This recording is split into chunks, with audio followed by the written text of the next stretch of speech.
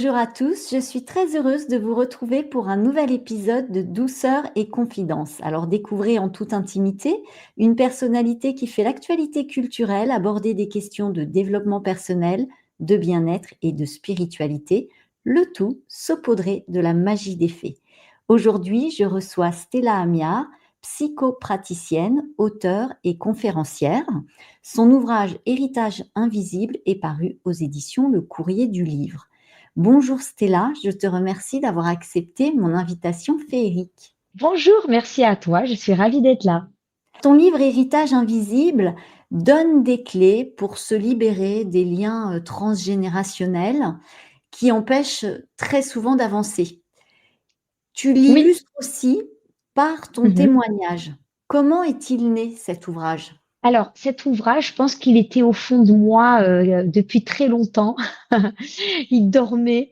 En fait, je m'aperçois aujourd'hui que c'était une évidence, quoi. Quand je repense à mon vécu, mon parcours, mon enfance, comment j'ai grandi, tout, l'histoire de ma famille et tout, c'est une évidence.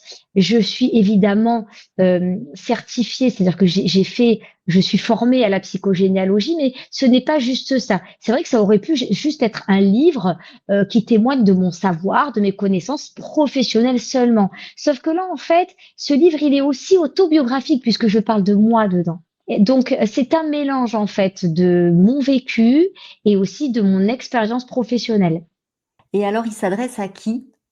à tout le monde, toutes les classes sociales, toutes les nationalités, vraiment tout le monde est concerné par les héritages invisibles. Ouais. Ils se manifestent comment ces héritages invisibles finalement dans notre quotidien? Par, par des blocages. Mmh. Des blocages, des schémas qui se répètent, des incompréhensions. Parfois, il nous arrive des choses, on ne comprend pas. Je vais donner un exemple assez bateau, mais par exemple, ça m'arrive souvent en consultation, des gens qui me disent, mais j'attire toujours les mêmes genres de personnes, toujours les relations toxiques, j'en ai marre, ça fait plusieurs fois, à chaque fois que je me mets en couple avec quelqu'un, rebelote, et je finis par me séparer. Voilà, ça c'est un exemple. Ce sont vraiment des gens qui ont ce truc-là de répéter, enfin d'attirer toujours les mêmes personnes ou alors attirer la même situation. Je comprends pas. À chaque fois que j'ai un nouveau boulot, je me fais virer ou alors je démissionne. Voilà des exemples qui arrivent très souvent. Et toi, dans ton histoire personnelle, tu nous partages, tu nous dévoiles des pans de ta vie extrêmement, éprouvants, douloureux, qui se sont répétés aussi Oui, de oui, génération en génération. Et oui. comment tu as eu connaissance? C'est en discutant avec, tes proches? Comment ça s'est passé pour mettre à jour, pour mettre en lumière finalement ces ces héritages et ces épreuves? Alors, très bonne question. Ça s'est fait petit à petit. C'est un travail de plusieurs années. C'est pour ça que je dis que ce livre-là, il dormait en moi. J'ai l'impression que ce livre, c'est vraiment comme une enquête que j'ai faite, en fait, sur plusieurs années. En fait, je l'ai pas écrit sur plusieurs années, mais c'est comme, en fait. Il a mûri dans ma tête depuis très, très, très longtemps. Donc, j'ai su des informations au fur et à mesure. Par exemple, quand j'étais enfant, après un peu plus grande, un peu plus grande, et puis après à l'âge adulte. C'est vraiment comme un puzzle que j'ai fait, quoi, pour le terminer. Voilà, la fin du puzzle, c'est le livre, en fait. À chaque fois, j'assemblais une pièce, une pièce, une pièce. C'est pas du jour au lendemain, je me suis réveillée, je me suis dit, tiens, je vais faire un livre sur les liens transgénérationnels. Bon, allez, je vais commencer à enquêter sur ma famille. Hein. Ça s'est pas du tout passé comme ça. Je savais déjà tout, en fait. J'avais plus qu'à l'écrire. Tout était déjà dans ma tête. Donc, l'écriture a été hyper facile, du coup. Tu conseillerais quoi à chacun de prendre un petit cahier, un petit carnet, de prendre des notes, d'aller, jouer le journaliste finalement auprès Oui, de sa oui, famille pour, oui. essayer de retracer, un pan de son histoire et peut-être, découvrir certains points communs, certains schémas répétitifs comme tu le disais Oui, en préambule? oui, j'encourage à le faire. Mmh. Ça, j'encourage à le faire très, très souvent, même en consultation. Alors moi, en consultation, ce que je fais, bon, ça c'est la manière la plus rapide, mais je pose les bonnes questions. Je sais quelles questions je dois poser aux gens. Et en fait, parfois, je le fais rapidement comme ça en consultation, en posant quelques questions. Hop là, on arrive déjà à faire ressortir certaines choses. Mmh. Déjà, rien que comme ça, quoi. Ouais. Et là, ça met en lumière et c'est déjà une des clés, hein, je crois, de mettre en Oui, lumière. oui, Après, effectivement, tu proposes, des exercices dans ton ouvrage, des petits oui, protocoles, mais oui. c'est Le fait l'une de le savoir, en c'est ça. fait, le fait de le savoir, de prendre conscience.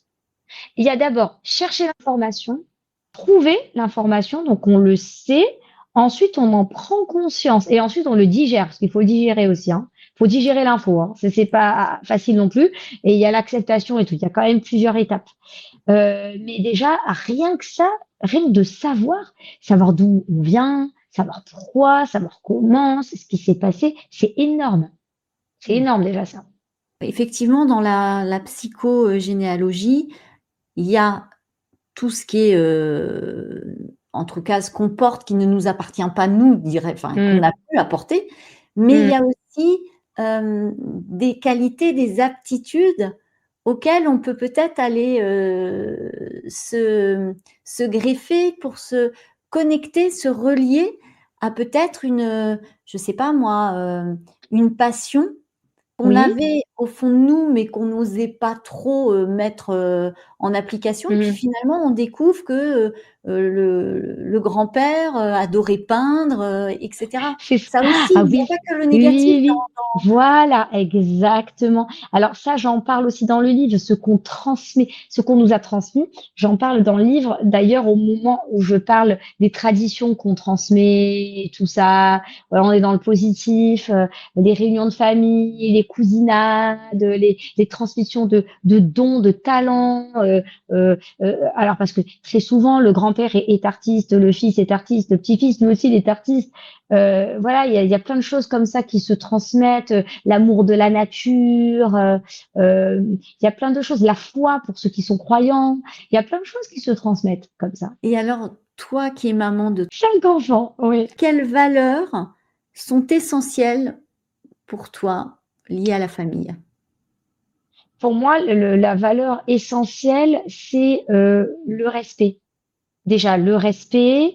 Ensuite, je dirais l'harmonie, enfin la solidarité, le partage entre, enfin intrafamilial, quoi. Vraiment ce côté, voilà, voilà, solidarité, se soutenir les uns les autres et tout ça. Voilà, ça c'est les valeurs pour moi principales, quoi. Ouais. Dans une famille à transmettre. Après, il y a plein d'autres choses, mais c'est vachement important ça déjà. Et le transgénérationnel, pardon, que signifie-t-il pour toi? Pour moi, le transgénérationnel, c'est la continuité c'est la continuité de soi-même et c'est surtout, en fait, je dirais, le côté caché. C'est-à-dire que c'est comme si on avait, il y a nous-mêmes, tel qu'on se voit dans le miroir, tel qu'on se perçoit et tout, et on a comme un côté secret, en fait.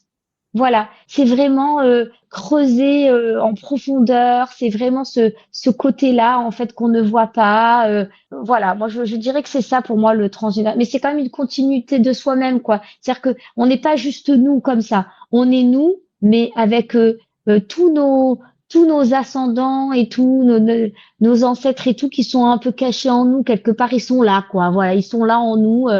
De certaines manières. Alors, par exemple, l'arrière-grand-père qui aimait peindre, eh ben, si moi j'aime peindre, il est un peu là en moi. Par exemple, voilà, la grand-mère qui aimait cuisiner, eh ben, elle peut être là un petit peu en moi si j'aime cuisiner. Par exemple, l'arrière-grand-mère qui, par exemple, était dépressive, eh ben, elle peut être un peu là en moi si je suis dépressive. Voilà quoi. Mmh. On n'est pas tout seul, j'ai envie de dire. Ça, je te le confirme. Oui, Dans je une savais que tu allais être d'accord avec moi sur ça. dans une situation récurrente, comment savoir si le blocage provient vraiment des liens, familiaux ou si c'est pas juste une blessure d'enfance, de notre propre, vie? Ouais. Moi, c'est facile à savoir. En tout cas, moi, en consultation, je le sais assez facilement avec certaines questions que je pose. Et en général, la personne, elle le sait.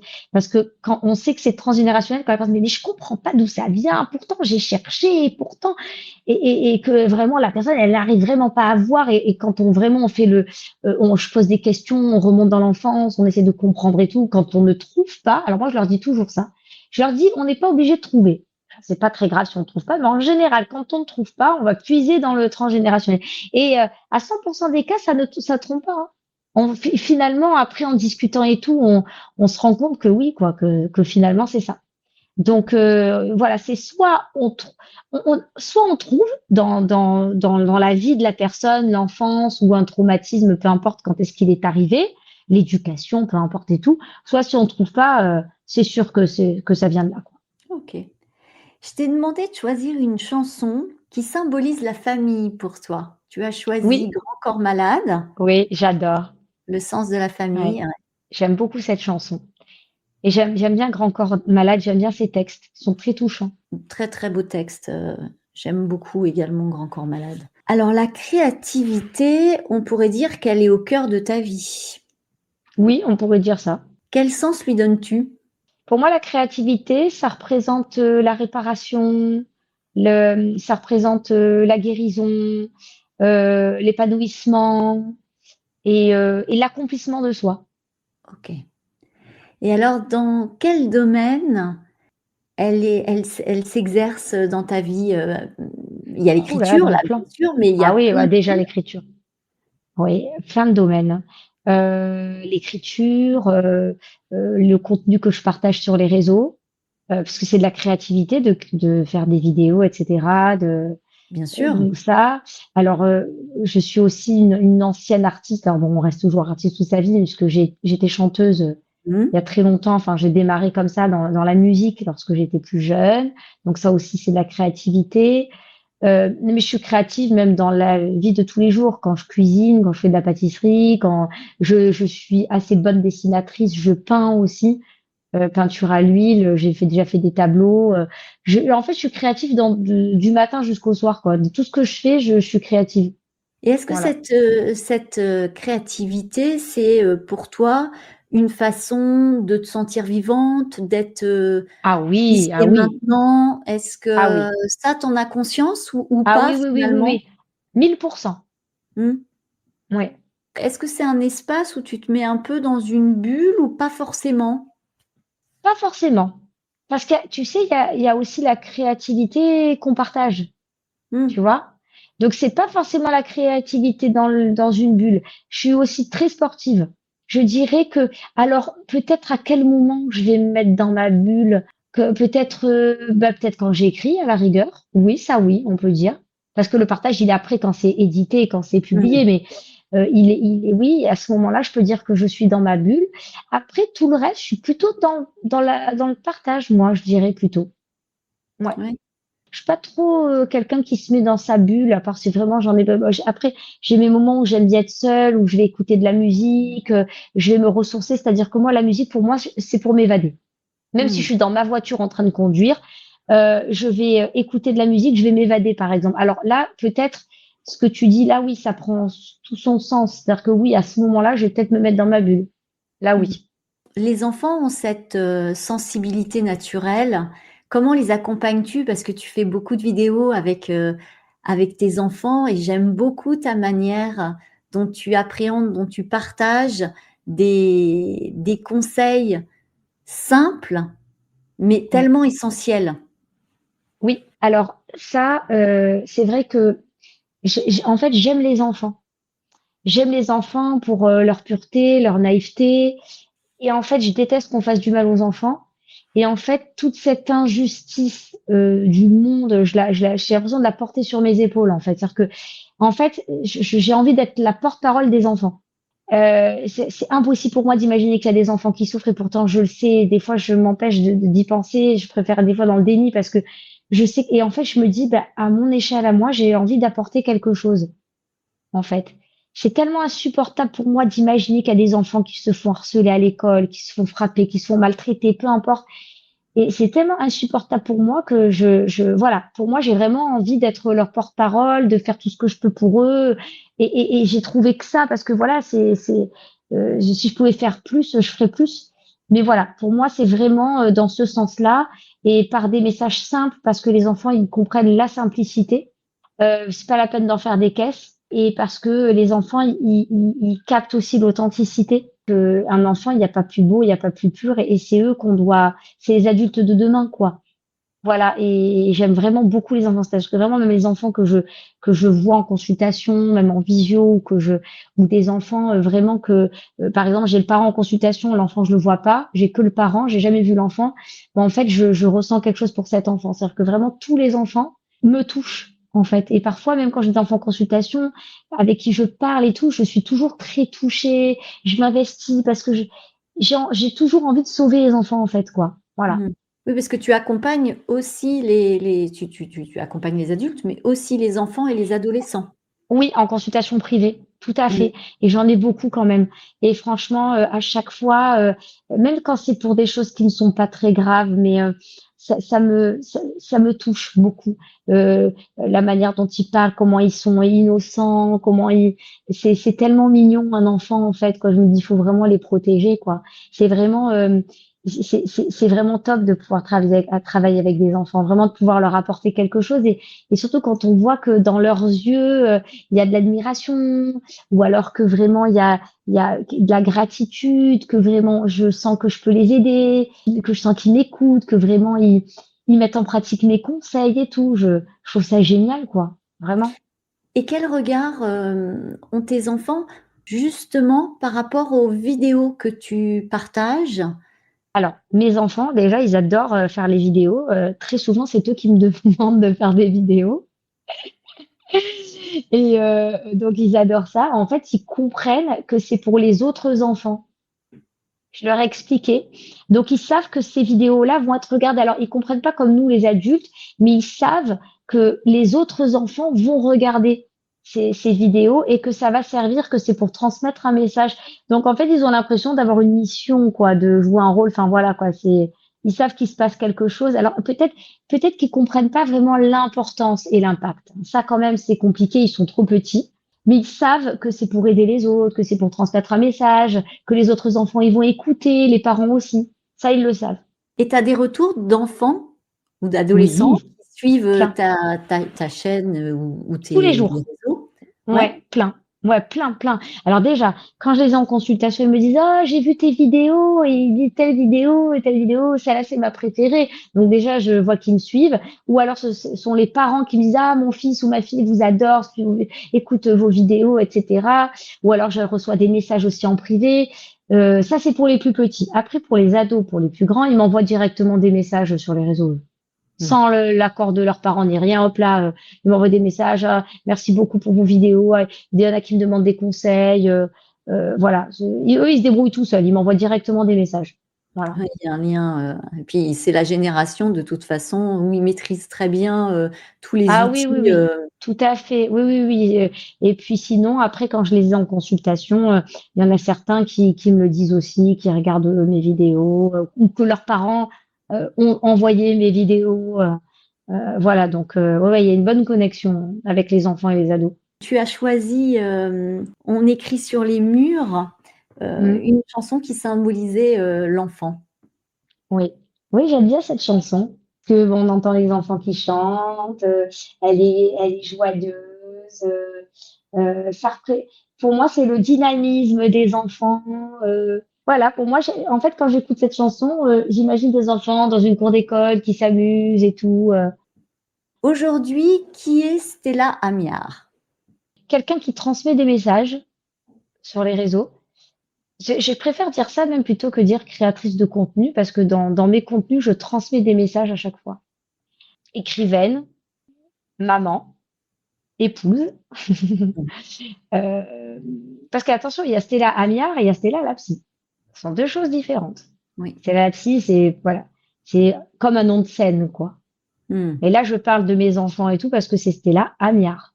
Je dirais aussi une artiste parce que j'ai l'âme d'une artiste quand même, ça on n'oublie pas.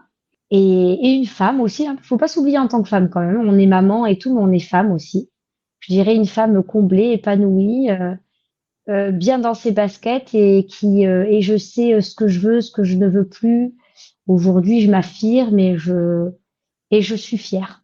Voilà, fière de moi, fière de mon parcours, de ce que j'ai parcouru jusqu'à maintenant. Et alors, est-ce que la petite Stella te parle? Oui, elle est toujours là. Et que te dit-elle?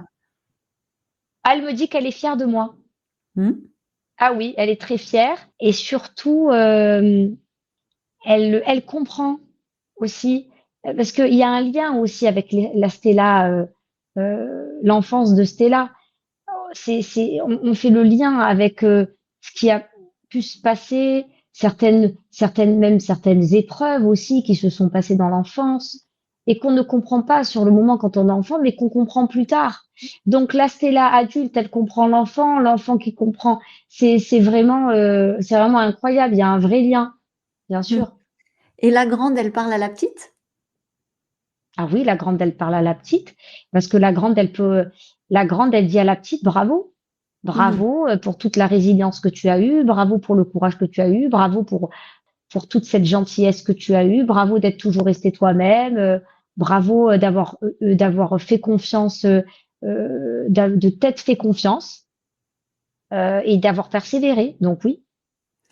Et alors, comment accueillir ces peurs? Parce on en a tous et c'est ce qui nous freine très souvent. Comment les accueillir et les dépasser?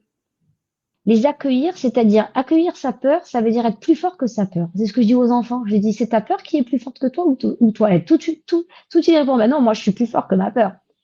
Le but, c'est de maîtriser sa peur, de la contrôler. On a le droit d'avoir peur. C'est Mhm. normal d'avoir peur. Mais il faut savoir ce qu'on en fait de cette peur. On peut en faire quelque chose de positif. La peur, c'est humain d'avoir peur. On en a besoin d'ailleurs pour se protéger du danger, en fait. Mais on doit aller au-delà de cette peur. C'est-à-dire qu'on doit l'accepter, l'accueillir, dire, OK, c'est OK, j'ai peur, j'ai le droit. Qu'est-ce que je vais faire maintenant? Je reste avec cette peur ou j'avance? Hmm. Je mets cette peur de côté, je saute au-dessus de cette peur, peu importe l'image qu'on se fait, mais cette peur-là, hop, allez, on la base, on la met de côté. Tu es attentive aux signes de la vie. Oui, je peux dire ça, oui. Est-ce que tu aurais une jolie synchronicité à nous partager? Alors, ça m'arrive souvent des choses comme ça, par contre. Alors, il Mhm. faudrait que je dirais plutôt, moi, c'est quand je pense très fort à une personne et qu'elle m'appelle ou qu'elle m'envoie un message. Ça m'est arrivé assez souvent. Je suis toujours très déstabilisée quand ça m'arrive, hein. C'est Mhm. quand même assez déstabilisant, parce on se dit: «Mais c'est fou, c'est pas possible, quoi. Cette personne-là, ça fait 6 mois que j'ai pas de ses nouvelles» ou de toute façon, même si ça fait 1 ou 2 mois, c'est beaucoup, quoi, déjà. Et à ce moment-là, hop, on a des nouvelles ou alors on la croise. Ça, c'est assez étrange et ça, c'est vrai que ça m'est arrivé même de croiser des gens que je ne pensais pas croiser parce que on devait pas être au même endroit ou enfin ils habitaient pas du tout là et j'y pensais peut-être dans la semaine précédente et hop là je les rencontre dans un cinéma ou dans un restaurant, enfin le truc improbable, ça m'est arrivé plusieurs fois. Un peu comme de la télépathie quoi. Mhm. Et les heures miroirs, éventuellement? Ton Ça regard se non, pose non? c'est pas mon truc ça. C'est pas ton truc? Non, Et est-ce que tu trouves parfois sur ton chemin des petites plumes ou des petits cœurs? les plumes oui, ça m'arrive. Les cœurs, non, mais les plumes, oui. Ça m'arrive quand même. Je vais pas dire souvent, mais ça m'est arrivé quand même. On va dire ces dernières années, ça m'est arrivé quelques fois. Ouais. Pour toi, au niveau des signes, donc tu parlais de télépathie, tu penses, qui peut nous envoyer ces petits messages, ces petits clins d'œil, de la vie? Alors quand c'est vraiment des signes qu'on est sûr que ce soit des signes vraiment, bah, ça dépend en fait de la croyance que chacun a, mais on se dit ah c'est notre ange gardien, c'est notre bonne étoile, c'est quelqu'un qui pense à nous. On peut se dire voilà que on est protégé. Voilà. Après j'ai pas ressenti ça par exemple pour des plumes, mais chacun on a Bien on a sûr. nos petits signes comme ça. Je trouve ça assez intéressant parce que chacun, enfin, je pense que il y a des gens même qui ont des signes mais qui ne le savent pas en fait, Mmh. qui font même pas attention, quoi. La vie, en tout cas, moi, quand j'ai voulu rester sourde à certains messages à travers la synchronicité, la vie frappait plus fort. C'est-à-dire que les messages étaient les la manière dont ils étaient amenés était de plus en plus extraordinaire pour que je puisse Oui, bien les voir oui, et là, les tu es obligé de comprendre, quoi. Ouais, ouais, au bout d'un moment, ouais, ouais, c'est ça. c'est ça, ouais, ouais et là, j'étais obligée de me dire: «Oui, OK, OK, j'ai compris, j'ai entendu, merci». Est-ce que tu pourrais dire éventuellement qu'à certains moments, nos défunts, notamment dans notre lignée, nos ancêtres, puisque tu disais, on peut avoir un Mmh. bout, d'eux en nous, De mais chaque, oui. est-ce qu'éventuellement ils pourraient, nous envoyer ces signes, ces petits clins d'œil? Tu veux dire dans les transmissions, Dans quoi? les transmissions ou dans le quotidien, tu vois? Avoir un Dans le petit clin d'œil? quotidien? Alors oui, on est tous liés à un ancêtre. On Mmh. est tous liés à un ancêtre plus qu'un autre. C'est-à-dire qu'en fait, par exemple, chaque personne va se sentir plus attachée à un grand-parent, à une personne en général.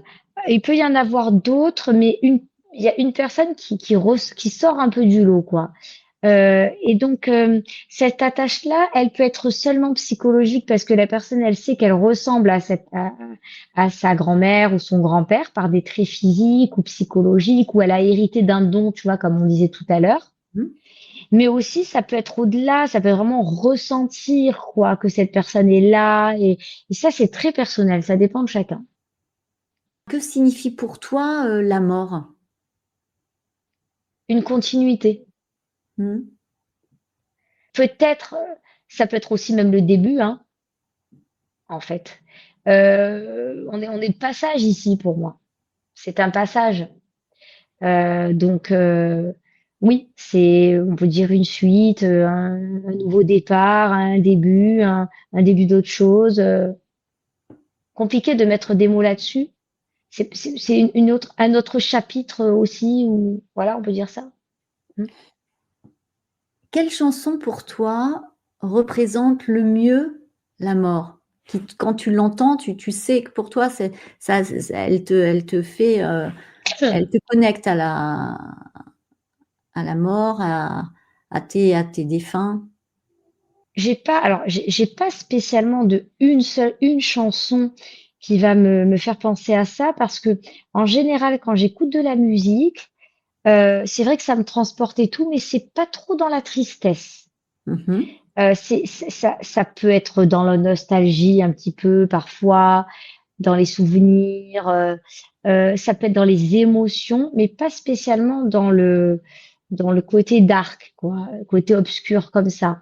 Mais c'est vrai que ça peut être plus de la musique classique ou alors des musiques vraiment.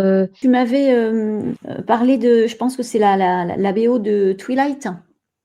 Oui, alors effectivement. Alors celle-là, oui parce que parce que bon, le film il est un peu comme ça. J'aime beaucoup cette musique et c'est vrai que, alors ne me fait pas penser qu'à la mort. Mais quand je repense au film, parce que quand on écoute cette musique, si on a suivi le film, on pense forcément au film. Donc c'est celle-là qui se rapproche le plus. Mais en vérité, j'ai pas vraiment de musique qui me fait vraiment penser à la mort, quoi. Non, Mmh. en gros, musique de dépressif et tout, j'ai pas dans ma playlist, quoi. Mmh mh.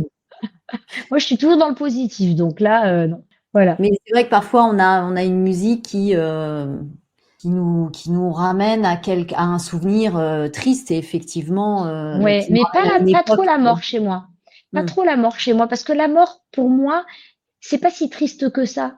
oui, je Et puis comprends. j'ai pas peur de la mort, dramatise pas comme ça. Donc non, forcément, j'ai pas vraiment, voilà. Mais c'est celle-ci là qui se rapproche le plus de Twilight. Mais sinon, à part ça, Tu crois en la vie après la vie? oui, Est-ce qu'il t'est déjà, arrivé de ressentir la présence de défunts, d'esprits? je suis pas sûre. Peut-être à l'intérieur de moi, dans c'est moi en fait, dans parfois ma volonté, ma détermination, me faire confiance, me dire je sens ça, qu'il faut que, par exemple, que je prenne telle route ou que je fasse telle chose ou que j'accepte telle proposition. Je dirais plus comme une force intérieure, à la rigueur, je m'en sers, Ton mais intuition, c'est plus ton intuition que tu voilà, je cherchais la le voix mot. Exactement, c'est la ça. voix de ton âme, en fait. Ouais, c'est ça.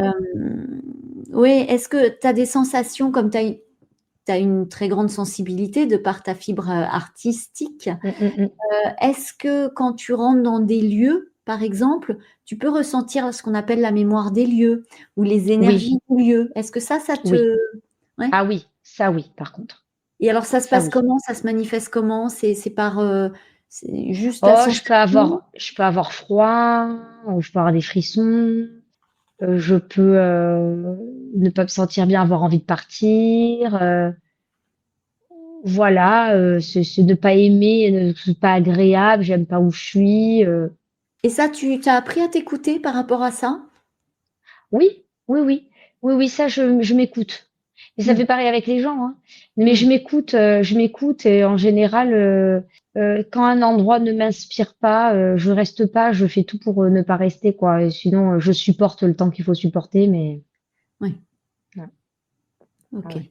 De mon point de vue, nos âmes sont éternelles et elles voyagent de vie en vie et c'est aussi pour nous dire que finalement les liens, sont éternels et que les liens notamment d'amour ne se brisent jamais. Est-ce que tu partages ce point de vue? Oui, alors moi, j'y crois à ça, que des âmes se retrouvent dans notre vie. Ça, j'y crois par contre. Oui. Donc, évidemment, quand il y a des âmes c'est-à-dire qu'en fait, il y a des âmes qui vont se retrouver dans cette vie, qui se sont déjà connues dans une autre vie. Évidemment, quand il y avait beaucoup d'amour, c'est pour ça que parfois on est attiré par des gens, on comprend pas pourquoi, ou il y a quelque chose qui se passe, on dit oui, c'est le feeling, il y a, c'est ça en fait, quoi. Il y a un feeling, il y a quelque chose qui se passe, et c'est ça en fait. Ce sont des âmes qui se sont déjà rencontrées, qui sont en accord, comme il y a l'inverse aussi, hein. Tout à fait. Il y a des fois, on rentre dans une pièce, on n'a jamais vu, on ne connaît pas cette personne, mais alors on a un Ouais, il y a des rejet gens avec qui on s'entend pas, ouais, complètement. et alors là, Ça m'est c'est déjà arrivé. je me dis: «Oh, là, ça Ouais. c'est karmique». Ça peut pas être autrement parce Ah que ouais, non, mais j'ai c'est terrible. jamais croisé Oui, cette non, mais moi, personne. ça m'arrive aussi. Ouais, ouais, ça m'arrive aussi. Et c'est fou parce que, tu vas rire quand je vais te dire ça. T'as pas remarqué que c'était réciproque, Oui, en tout à fait. général? T'as vu? Mmh, C'est réciproque. Et c'est là mmh, que tu dis, il y a vraiment un truc, en fait. mmh. Et parfois, il s'est rien passé, hein. Ouais, ouais. Et tu sais, quand tu dis, celui-là, je l'aime pas, c'est physique. Quand on dit c'est physique, c'est ça, en fait. C'est l'âme qui parle, en fait. Quand on dit c'est physique ou sa tête me revient pas ou, en fait, c'est pas vraiment, on dit c'est physique, mais c'est Mais pas vraiment ça. c'est plus profond que Ouais, ça, c'est en fait. ça. Quand on sait pas pourquoi on n'accroche pas avec une personne ou quoi, c'est plus Ou profond. alors ça peut être aussi, tout simplement parce qu'on voit sa part ombragée aussi et Oui, que ces c'est ça. fréquences nous On dérangent. sent. Tout Ça à peut être fait. ça peut Ouais, être ça aussi. complètement. Complètement. Mais, Oui. mais c'est vrai que parfois on rencontre une personne, on se met à discuter, c'est comme si on se connaissait depuis toujours. Donc là, en général, Ça c'est qu'il m'est y a des arrivé, ça. retrouvailles. Ouais, ouais. Ça, C'est qu'il y a j'adore. des retrouvailles. Ça, j'adore quand ça arrive. C'est génial. Ouais, Mmh, ouais.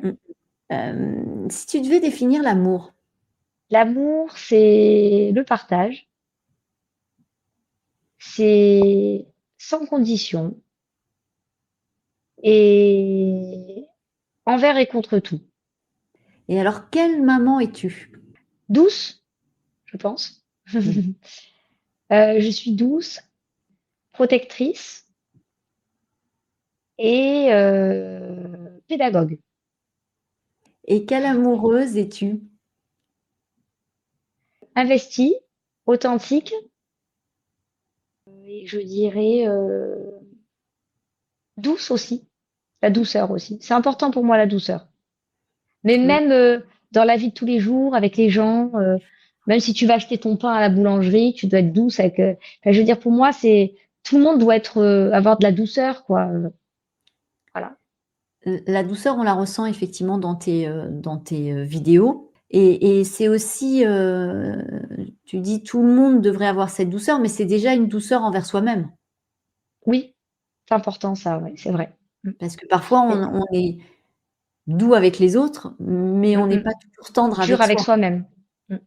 On est toujours enfin, on est toujours non, on n'est pas toujours, Ouais, mais on est, très souvent, je dirais, de ce que j'ai pu constater autour de moi et même c'est vis-à-vis de vrai. Mmh, moi-même, mmh, on est mmh, mmh. beaucoup plus exigeant avec soi Ouais. qu'on ne Mmh l'est mh. avec les autres. Ça, c'est vrai, mais ça, on met du temps à le comprendre, hein, Mmh. ce que tu dis, hein. Malheureusement, il Bah, y en a qui ne le comprennent jamais d'ailleurs. ça fait partie du travail, de le cheminement et le travail, thérapeutique de guérison, Tout à pour fait, apprendre à s'aimer soi, en exactement, fait, hein. exactement. Ça, je travaille beaucoup ça en développement personnel aussi. Je suppose qu'effectivement, dans tes accompagnements, tu dois avoir, des gens qui ne s'aiment pas, quoi. Plein. Mmh. D'ailleurs, j'ai envie de te dire que la majorité des gens qui me consultent, j'ai l'impression qu'ils s'aiment pas. Enfin, je dirais pas tout le monde, mais la majorité quand même, hein.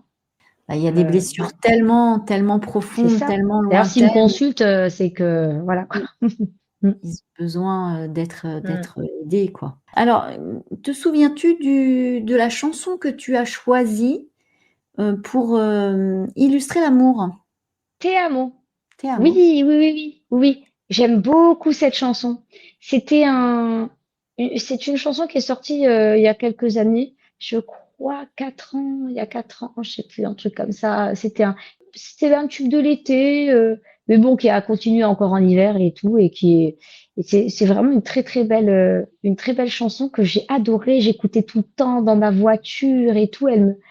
C'est vraiment, j'ai adoré cette musique. Et bon, maintenant, on l'entend plus trop, mais j'aime beaucoup. Oui, ouais, ça représente l'amour. Et j'ai oublié de te demander quelle est la chose la plus extraordinaire que tu aies faite par amour? Me dévoiler? Mmh. C'est pas facile, hein, de se dévoiler, hein. Non? Donc, oui, me dévoiler, je dirais, donc, être authentique et dire les choses aussi parce que la franchise, c'est important. Et dire les choses à son conjoint, par exemple, dire ce qu'on pense, c'est pas quelque chose de facile à faire, mais c'est une preuve d'amour pour moi parce que l'hypocrisie, c'est facile, quoi.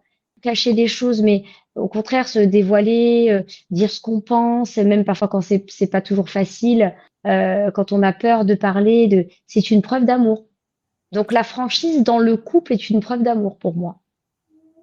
OK. On arrive à la partie féerique de l'émission. Alors, on parle du bonheur, et chacun a sa version du bonheur. Pour Mmh. toi, quelle est ta définition du bonheur? Alors attends, je sors ma baguette magique. Alors, quelle est la définition du bonheur? Être bonheur, c'est avoir l'impression d'être rempli. C'est l'inverse de se sentir vide. C'est être comblé, c'est se sentir épanoui, c'est se lever le matin et pas se dire qu'est-ce que je fais là, quoi. Pour moi, c'est ça le bonheur. C'est être bien dans sa peau et pas aimer ce qu'on fait, hein, aimer ce qu'on est, aimer ce qu'on représente, voilà, aimer sa vie, en Donc le fait. bonheur, pour toi, il est intérieur?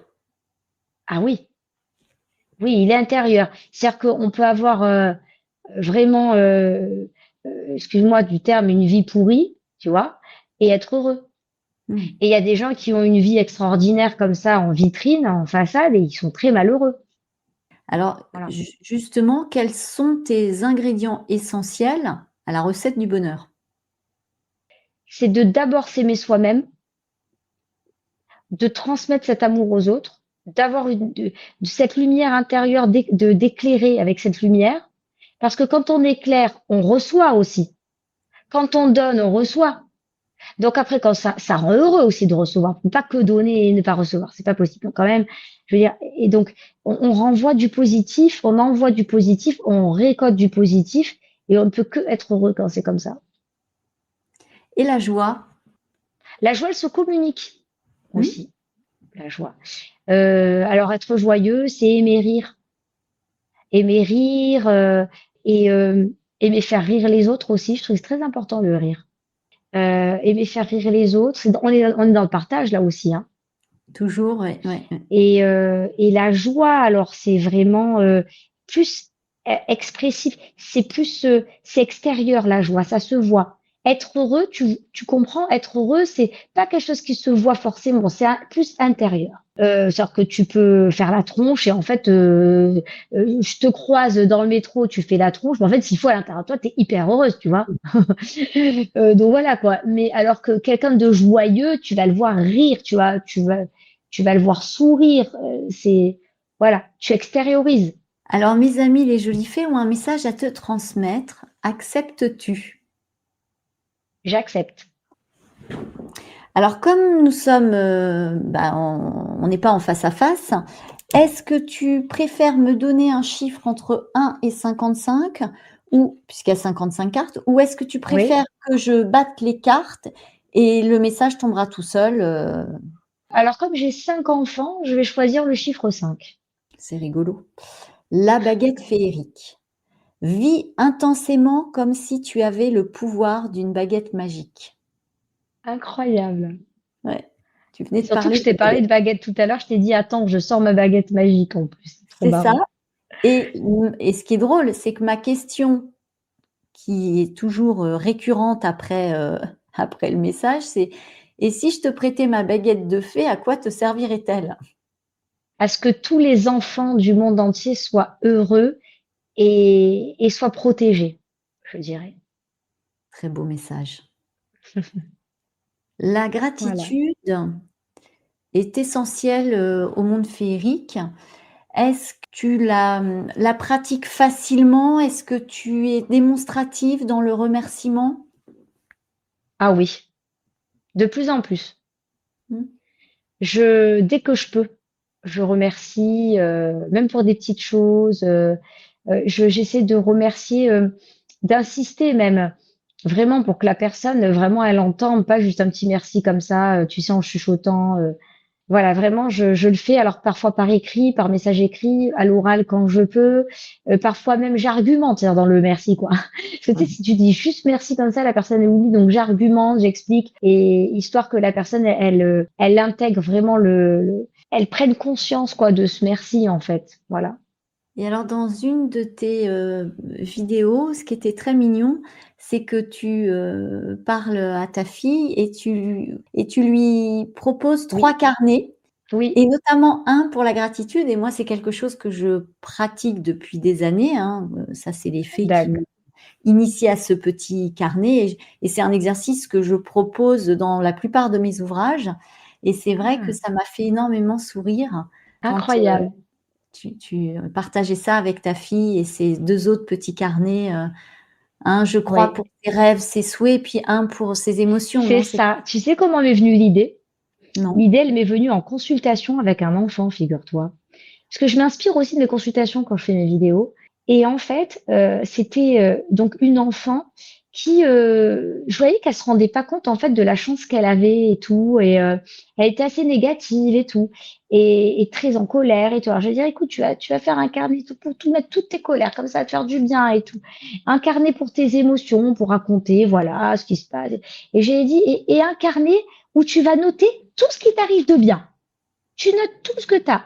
Voilà, tout que les cadeaux que tu reçois, la chance que tu as de ça, parce que je voulais vraiment lui faire prendre conscience, quoi. Oui. Et ben, c'est comme ça que je me suis dit, ah ben tiens, ce conseil que j'ai donné à cette petite fille, qui a vraiment appliqué en plus, qui l'a fait et tout, j'ai dit, bah, je vais le mettre en vidéo. Voilà comment m'est venue l'idée. Ah beh, ça Mm, m'a mm. fait sourire, et je me suis dit: «On est sur la même fréquence au niveau de la Ouais. gratitude». Eh bien, on arrive à la fin de l'émission. Je voulais vraiment te remercier de ta confiance. Le moment est Merci à passé très toi. vite. Merci pour ton accueil. C'était très agréable. Je rappelle que ton livre Héritage invisible est paru aux éditions Le Courrier du Livre. Merci infiniment. Merci à tous de suivre Douceur et Confidence, et au plaisir de vous retrouver pour un nouvel épisode. À bientôt. Merci.